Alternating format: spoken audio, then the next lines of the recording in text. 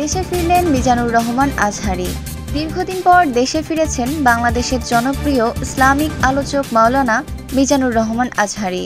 বুধবার 2 অক্টোবর নিজের verified Facebook পেজে এক পোস্ট দিয়ে তিনি নিজেই এ তথ্য জানিয়েছেন। ফেসবুক পোস্টে তিনি লিখেছেন, আলহামদুলিল্লাহ, সহি সালামতে প্রিয় মাতৃভূমিতে এসে পৌঁছালাম। পরম করুণাময় এই প্রত্যাবর্তনকে বরকতময় করুন, দুয়ার নিবেদন। এর আগে গত 6 আগস্ট শীঘ্রই দেশে ফিরছেন বলে জানান মাওলানা মিজানুর রহমান আজহারী।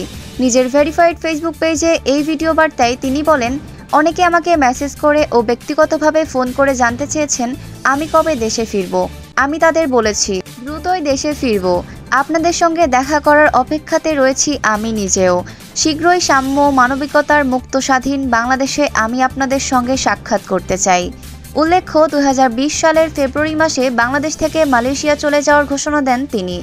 তখন তিনি এক ফেসবুক পোস্টে জানান, পারিপার্শ্বিক কারণে এবং গবেষণার জন্য তিনি আগামী মার্চ পর্যন্ত সব ওয়াজ মাহফিল বন্ধ রেখে মালয়েশিয়া যাচ্ছেন। তিনি লেখেন, পারিপার্শ্বিক কিছু কারণে এখানেই এবছরের তাফসির প্রোগ্রামের ইতি টানতে হচ্ছে, তাই মার্চ পর্যন্ত আমার বাকি প্রোগ্রামগুলো স্থগিত করা হলো। রিসার্চের কাজে আবারও মালয়েশিয়া ফিরে যাচ্ছি। আল্লাহ রাব্বুল আলামিন সুযোগ করে দিলে আবারও দেখা হবে ও কথা হবে ইনশাআল্লাহ।